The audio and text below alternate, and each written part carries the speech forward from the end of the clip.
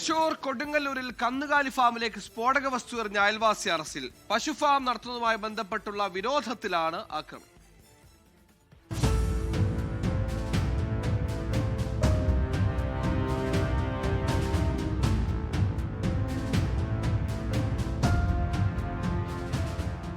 അഴീക്കോട് സീതി സാഹിബ് സ്കൂളിന് കിഴക്കുവശം തയ്യിൽ വീട്ടിൽ ബൈജുവിന്റെ തൊഴുത്തിലേക്ക് ഗുണ്ടെറിഞ്ഞ കേസിൽ മതിലകത്ത് വീട്ടിൽ 43 വയസ്സുള്ള Hasanul ബന്നയെയാണ് Thrissur rural police arrest ചെയ്തത്.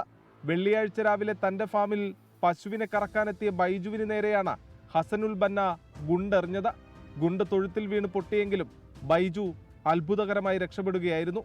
പശുഫാം നടത്തുന്നതുമായി ബന്ധപ്പെട്ടുള്ള വിരോധത്തിലാണ് പരാതിക്കാരനെ അപായപ്പെടുത്താൻ ശ്രമിച്ചത്. ഹസനുൽ ബന്ന കൊടുങ്ങല്ലൂർ പോലീസ് സ്റ്റേഷനിൽ 2 വധശ്രമ കേസിൽ ഉൾപ്പെടെ 11 ക്രിമിനൽ കേസുകളിൽ പ്രതിയാണെന്നും പോലീസ് പറഞ്ഞു. Kodungallur SI K Salim, grade CPOമാരായ സനോജ്, ഷിബിൻനാഥ്, അബീഷ് എന്നിവരാണ് അന്വേഷണ സംഘത്തിലുണ്ടായിരുന്നത്.